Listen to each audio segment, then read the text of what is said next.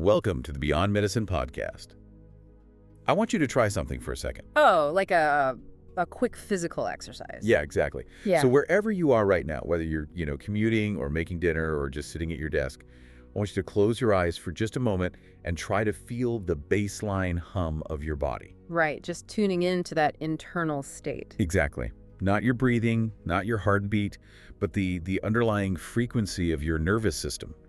Because if you are anything like, well, the vast majority of people existing in our modern high-voltage world, there's a very high probability that your nervous system is, for lack of a better term, vibrating. Oh, absolutely. It's a constant vibration. Right. You are likely running on this constant low-level cocktail. It's a mix of, the caffeine you had at 8 a.m., the daily micro-stresses of your commute, the underlying chronic anxiety about everything from your unread inbox to the macroeconomic state of the world. Which is a lot to carry around every single day. It is. And of course, the relentless, inescapable glow of blue light from the screens we stare at for 14 hours a day. I mean, we are existing in a state of chronic, exhausting overstimulation. We really are, and it is arguably the defining physiological condition of the 21st century. If you look at it from a biological perspective, we are essentially running highly complex, ancient biological hardware in an environment that is constantly, relentlessly screaming at us to stay alert. Right, like we're constantly under attack. Exactly, to stay vigilant, stay active. Our sympathetic nervous system, that fight or flight mechanism, was designed for acute short-term threats. A predator in the brush, a sudden environmental danger. Not an email from your boss. Exactly. It was not designed to be triggered by a ping on your smartphone or a passive-aggressive email from a coworker or a 24-hour news cycle. But the thing is, the body doesn't know the difference. It just reads it all as danger. Right. It just registers the threat. So it pumps out cortisol, it pumps out adrenaline, and it keeps that baseline hum you mentioned turned up to an 11. It's really no wonder we are collectively exhausted. And here is where the core problem really manifests, I think. Because when it finally comes time to sleep, when we actually get into bed, turn off the lights, and expect this highly revved engine to just immediately cool down, our usual approach is to try and force the body into submission. We basically want a magic switch. Yeah, we want to cut the power. We take a pill, we drink a glass of wine, we do whatever we can to forcefully stop the vibration. But the central question of today's deep dive is fundamentally challenging that approach. Which is a crucial shift to make. It really is. What if the solution to this chronic overstimulation isn't to force the biological machinery to shut down? What if the answer is actually to gently, logically guide the body into a state of willing disengagement? That shift in perspective is everything. Because the way we typically treat sleep deprivation or insomnia in the modern era is, frankly, it's aggressive. It really is. It's like warfare on our own bodies. Exactly.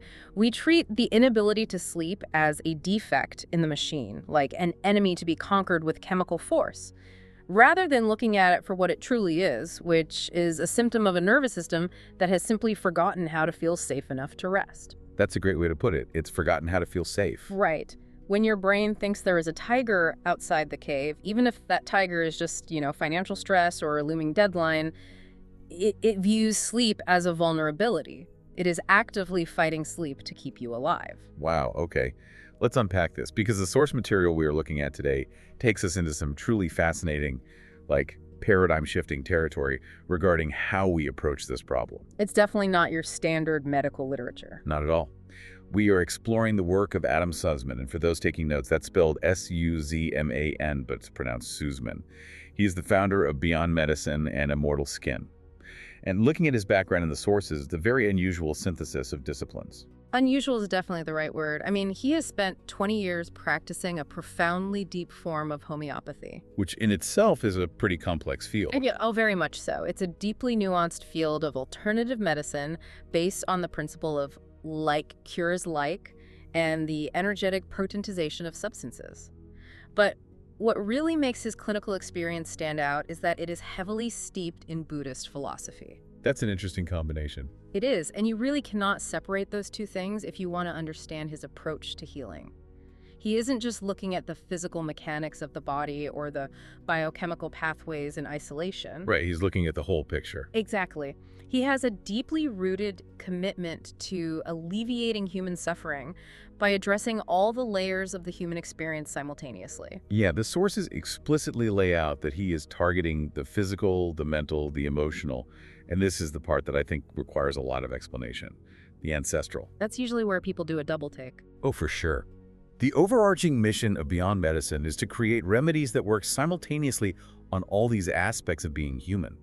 The texts claim his methodologies are designed to unshackle the mind from limiting constructs, to enable a vision of a completely different future, and to offer restored hope and liberation globally. Which is a massive, massive undertaking. That is an incredibly ambitious scope. I mean, trying to address physical symptoms like insomnia and deep-seated ancestral trauma in a single methodology is a radical departure from how we usually define medicine in the West. It requires a completely different paradigm, honestly, because Western allopathic medicine is exceptional at acute trauma care. Like, if you break your leg, you absolutely want a Western doctor. Right, get me to a hospital. Exactly. But for chronic systemic issues like the inability to power down the nervous system, this holistic paradigm argues that we have to look at healing not as the suppression of a symptom, but as the resolution of an underlying, often subconscious conflict. So, treating the root cause, not just putting a Band-Aid on it. Yes. And that includes looking at how trauma might be carried forward, whether through epigenetics, learned behavioral patterns, or, in Sussman's framework, energetic and ancestral entanglements. Which brings us to the specific focus of today's exploration. We have a lot of theoretical ground to cover, but we are anchoring it in one highly targeted creation from Sussman, which is the sleep remedy. Yes, the sleep remedy. Yeah, this is part of the Beyond Medicine Mantras and Runes remedy range. And the overarching promise of this product is deep rest on demand, like sleep on tap, at your command, transitioning you from the buzz of modern life into the calm, nourishing embrace of true rest. And we really need to establish exactly how we're going to evaluate this in this deep dive. Definitely. Because when a listener hears terms like mantras and runes or vibrational technology mentioned alongside a sleep aid, there is a very natural tendency for the critical mind to categorize it as purely esoteric. Or just unscientific magic. Exactly. I had that exact reaction reading the brief. But the goal of this deep dive is to look objectively at the science-backed natural ingredients of this remedy, as well as the energetic theory behind it, to understand the logic. To see the actual mechanics at play. Right. I want to make it clear that we aren't just taking magic at face value here. We are going to examine the biomimicry, the neurobiology of the botanicals, and the energetic mechanisms Sussman is utilizing. We really want to see how this meticulously crafted approach attempts to speak a language the nervous system actually understands. To do that effectively, we have to start by contrasting the Beyond Medicine paradigm with the status quo. As we touched on, Sussman's approach is entirely holistic. This new system of medicine demands that we look at the origin of conditions. It doesn't just want to numb you out. It fundamentally refuses to just treat surface symptoms. If a patient presents with severe insomnia, this framework doesn't just ask what chemical will force you to sleep. It asks, what early childhood trauma is keeping your hypervigilance online? Wow, that goes deep. It asks, what patterns of anxiety were modeled by your parents that you are now replicating? What ancestral entanglements are running your life subconsciously and telling your body it isn't safe to close your eyes? That is a staggering shift in diagnostic perspective.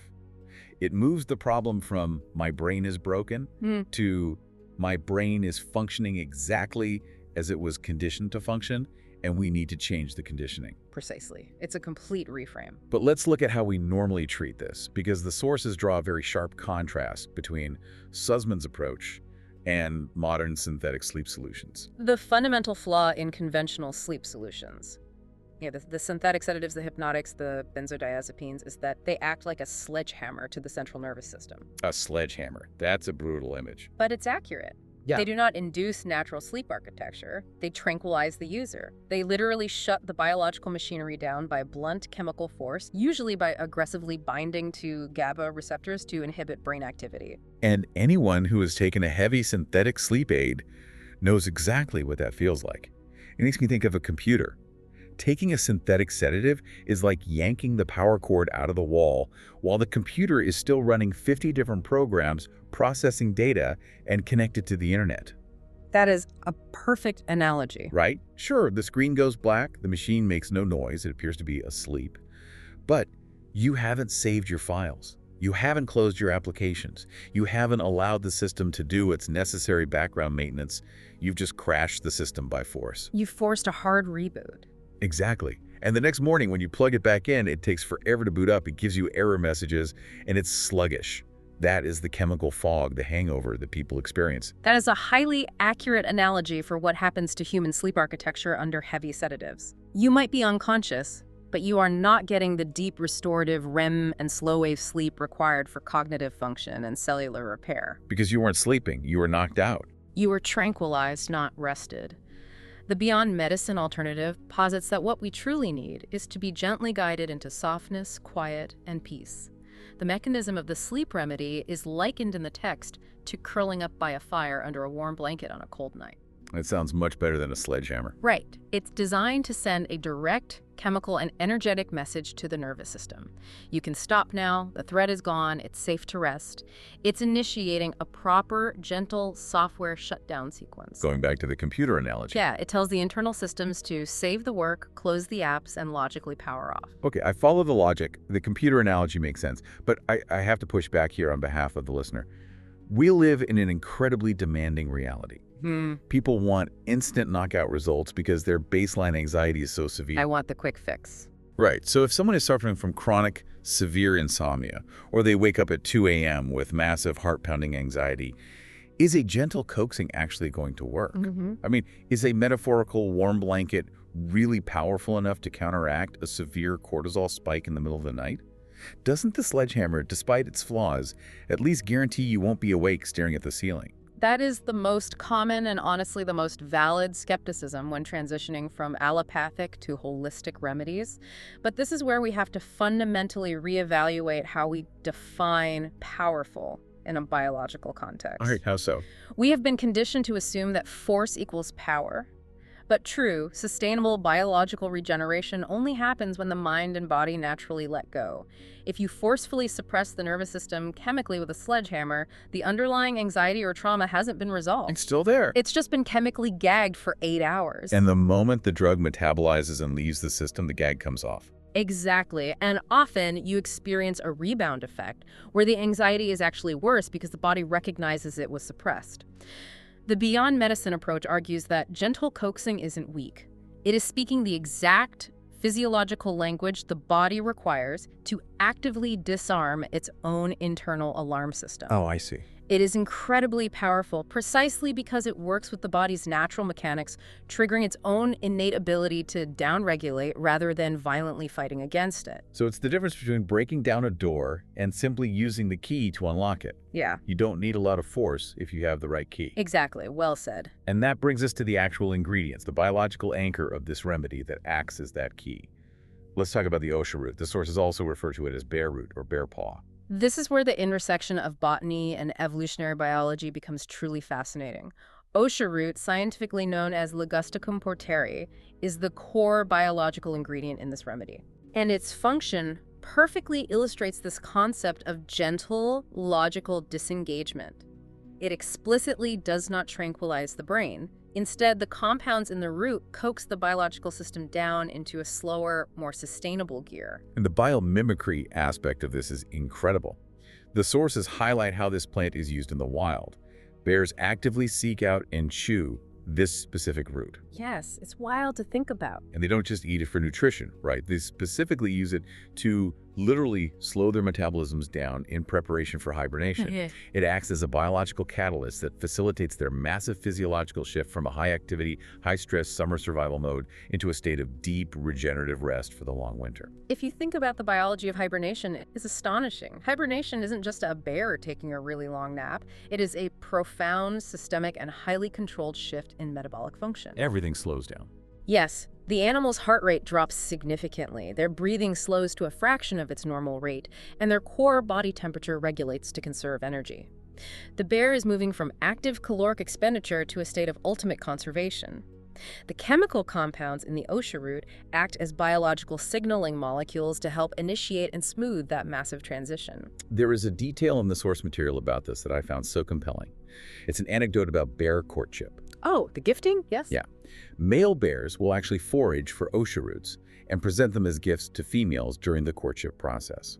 It's not just an arbitrary animal behavior, it is a highly prized evolutionary gift.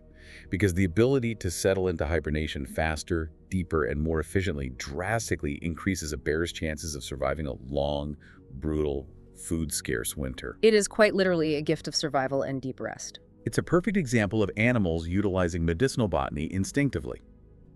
Now, if we connect this evolutionary biology back to human application, the logic of including it in a sleep remedy is stunning. Human beings and bears are both mammals. We share a vast amount of cellular biology and receptor types. We do, a surprising amount, actually. Right. So when a human ingests that potent botanical extract, it whispers that exact same evolutionary survival message to our overactive modern nerve receptors. It tells the cellular environment, you may relax now. All is well. Winter is here, the work is done, it is time to conserve and regenerate. It's chemically signaling to our nervous system that the cave is safe and the fire is lit. We can take off the armor. I love that imagery. And there's a secondary benefit to the OSHA root mentioned in the text that really closes the loop on why this is so important. OSHA root also actively supports the human immune system. Which, when you think about it, makes perfect sense because deep sleep itself is an inherently regenerative, immune-boosting process. The two are inextricably linked. You cannot have a fully functioning, robust immune system without deep, slow-wave rest. During deep sleep, your body produces and releases cytokines, a type of protein that targets infection and inflammation. So if you aren't sleeping, you aren't fighting off illness. If you are chronically sleep-deprived, or if you are only getting fragmented, chemically induced unconsciousness, your immune response plummets. By utilizing OSHA root to coax the body into a genuinely restorative state, the remedy isn't just fixing a temporary sleep issue, it's facilitating systemic, long-term physical healing. So we have a very solid, grounded biochemical anchor in the OSHA root. It makes logical sense. But as we mentioned at the start, Adam Sussman's methodology doesn't stop at physical biochemistry. He moves heavily into the realm of alchemy and energetics. This is where we cross over into his broader philosophy. Right. The sources specified that beyond medicine remedies, utilize ingredients sourced from Buddhist alchemy, potentize plants and minerals, and mantras. This is the part of the deep dive where I really need you to connect the dots for me and the listener. How do we jump from the measurable botany of a bear root to the concept of vibrational technology? It's a crucial transition to understand, and it requires looking at how traditional holistic medicine views the human body. In Western medicine, we view the body entirely as a chemical machine. You put a chemical in, it binds to a receptor, it creates a chemical reaction. Very cause and effect. Very mechanical. But in systems like homeopathy, traditional Chinese medicine, or Ayurvedic medicine, the body is also viewed as an energetic system, a network of frequencies and electrical impulses. Right. When Sussman uses potentized plants and minerals, he is drawing on the homeopathic pharmacopoeia. Okay, can you explain what potentization actually means in this context? Because it sounds a bit like a buzzword. It's the core process of homeopathy. It involves taking a substance and repeatedly diluting it in a carrier liquid, usually water and alcohol, while vigorously shaking it, a process called succussion. So you're diluting it and shaking it. Yes.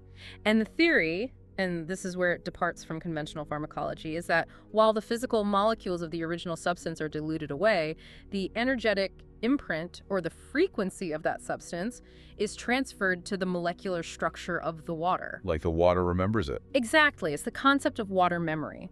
The resulting liquid doesn't carry a chemical payload. It carries an information payload. It communicates a specific instruction to the body's energetic field. Okay, so it's less about delivering a physical drug and more about delivering a biological blueprint or an instruction set. That's a great way to summarize it. Yeah. And that brings us to one of the most specific and intriguing inclusions in the sleep remedy, which is the Isa rune. The text notes that this originates as an ancient Norse rune, basically a symbol carved in stone or wood by the early Germanic peoples, and it specifically symbolizes ice, stillness, and cooling. Yes, the Isa rune represents the absolute cessation of movement. It is winter, it is the frozen river. And what's fascinating here is the synergy Sussman has created by combining this concept with alchemy. He takes the energetic imprint of the Ice rune and combines it with liquid gold. Okay, wait. Why gold? What does a precious metal have to do with sleeping? If you look at the history of alchemy and traditional medicine systems across the globe, from ancient Egypt to Vedic India, gold is universally recognized not just as currency, but as an elemental standard of permanence, purity, and profound grounding. Because it doesn't rust or break down. Exactly. Gold doesn't tarnish. It doesn't react easily with other elements. It represents absolute stability. Furthermore, it is an incredible conductor of energy. So if we look at the logic of the formula, you have the energetic instruction of ice, the ultimate cooling down of heat, friction, and anxiety being carried and amplified by the elemental weight and stability of liquid gold. Precisely. Together, they are designed to energetically communicate a gentle, yet undeniable deceleration to the human nervous system. It is a profound return to absolute stillness and peace. That's fascinating. Think of a brain that has been doom-scrolling social media for 3 hours before bed. It is hot, it is frantic, it is vibrating. The combination of the Isa rune and liquid gold is an energetic instruction to cool that overheated, high-voltage engine down to absolute zero. It is a wild, beautiful synthesis of ancient wisdom traditions. You have Norse symbology and elemental alchemy working alongside the evolutionary biology of the Osha root toward a single, coherent physiological goal. It really is quite poetic. And that goal is further supported by another key component mentioned in the sources, which is the Tranquility Blend. This blend consists of two specific botanicals, Blue Lotus and Ashwagandha. Let's break these down, starting with Blue Lotus. The sources note that Sussman actually has a long history of clinical success using Blue Lotus.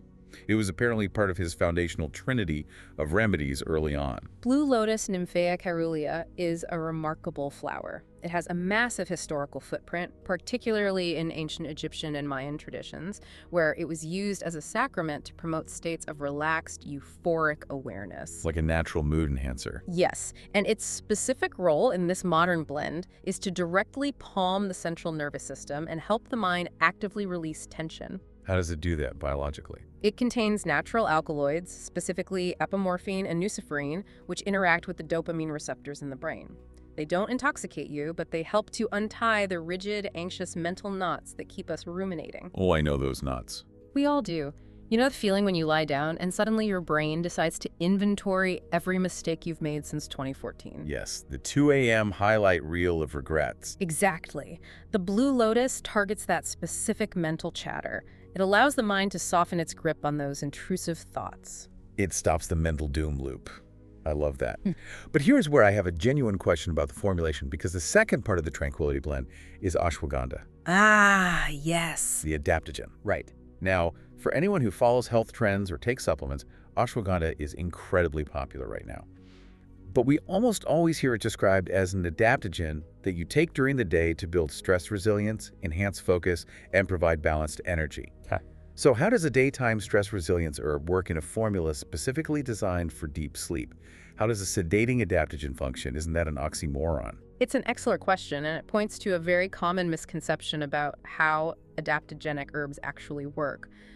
People tend to think of herbs linearly. They either act as a stimulant, like caffeine, or a depressant, like valerian root. They have a single, unilateral, directional effect. Right. It either pushes you up or pulls you down. But adaptogens do not work that way. Their defining characteristic is right in the name.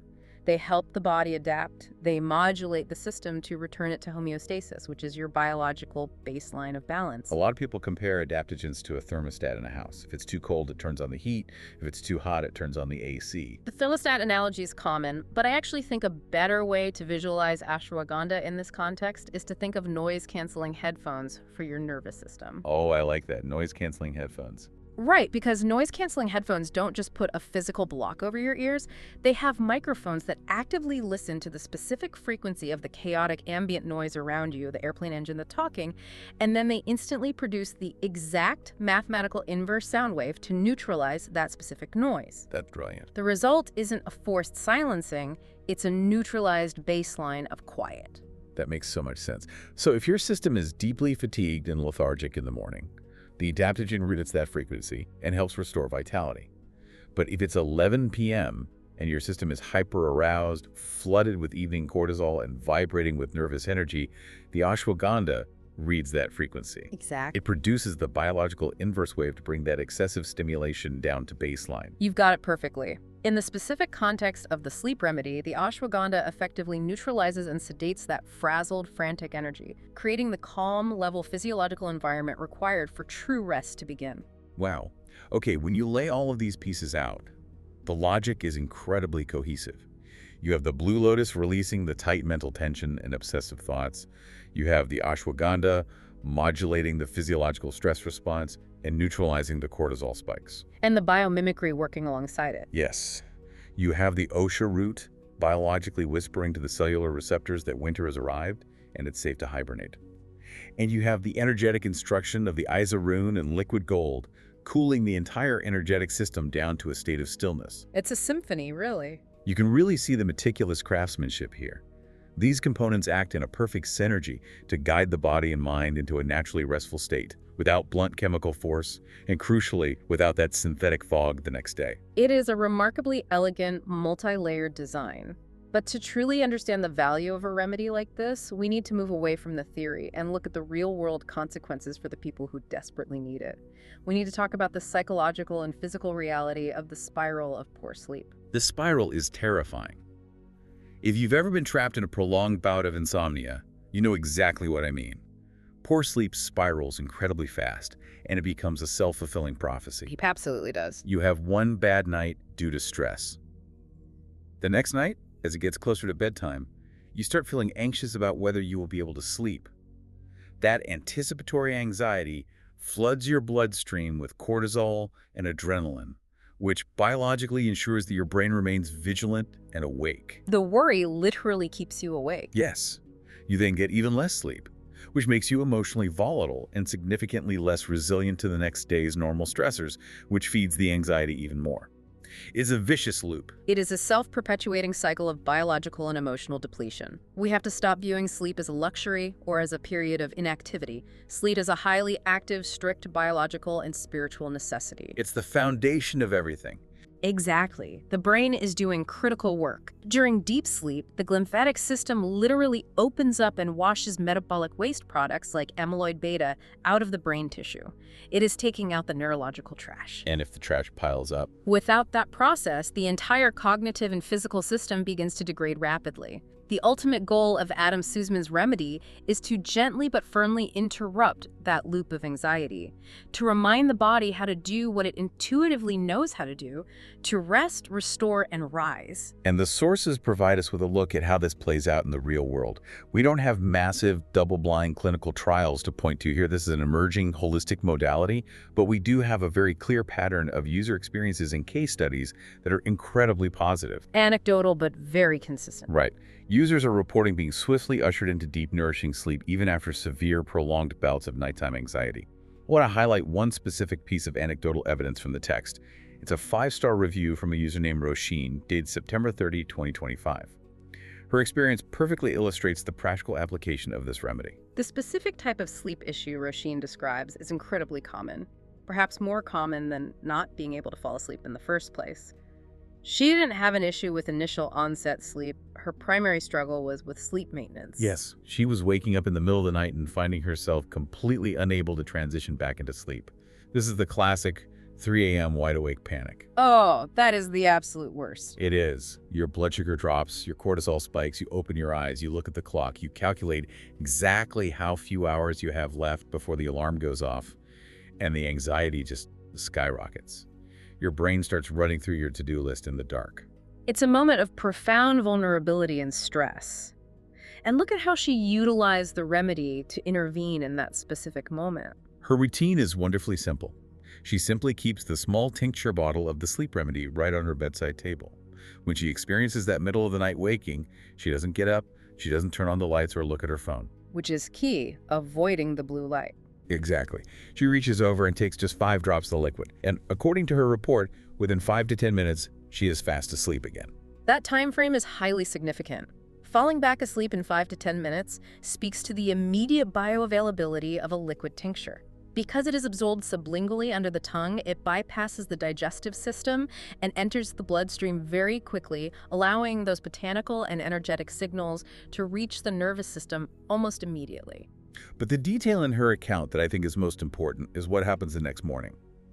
She emphasizes waking up with absolutely no hangover.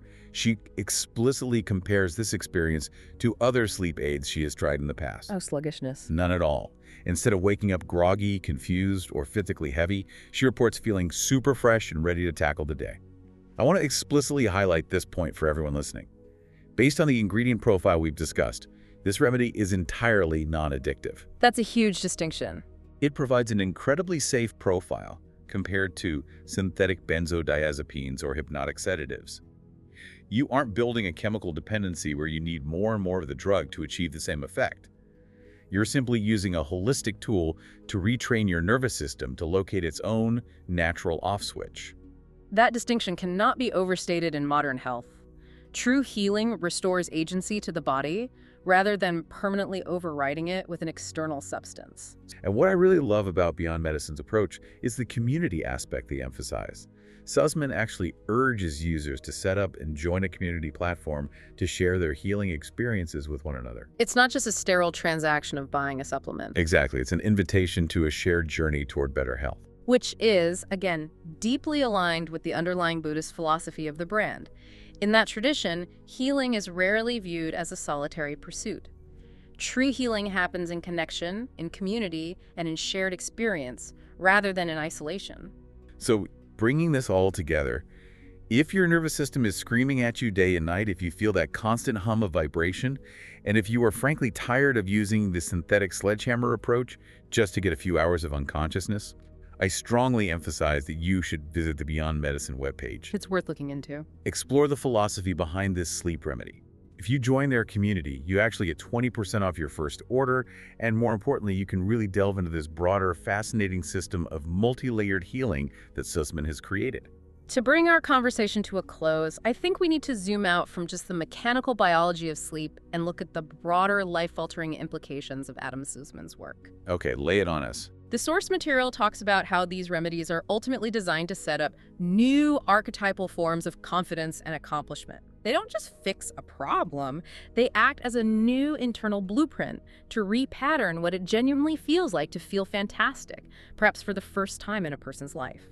So what does this all mean for you, the listener, navigating your own high-voltage life? I want to leave you with this final thought to mull over. If a meticulously crafted blend of botanicals and energetic tinctures can actually reach back through time, clear the noisy static of ancestral trauma, and teach a highly conditioned, chronically overstimulated brain how to simply and profoundly rest. It opens up so many possibilities. It really does. What other deeply ingrained subconscious patterns running your life right now might you be able to rewrite once you finally wake up from a truly restorative sleep? A great question to end on. Thank you for listening. We'll be back with more game-changing information.